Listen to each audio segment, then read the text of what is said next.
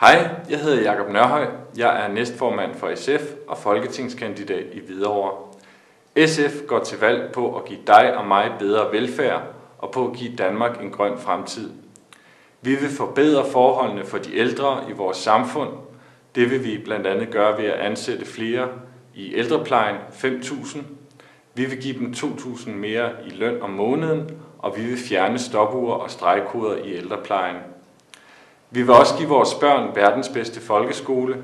Det skal blandt andet ske ved, at vi højst har 22 elever i klasserne, ved at der er 2 lærere i hver klasse fra 1. til 3.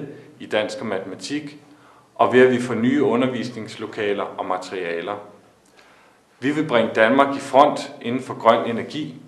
Det skal ske ved, at vi bygger en ny havvindmøllepark hver andet år, ved at vi giver en kontant belønning til dem, der sparer på energien, og ved at vi får flere tog og busser og bybusbilletter, der højst koster en 10'er. Du kan møde mig på min hjemmeside. Den har adressen www.sf.dk/Jakob.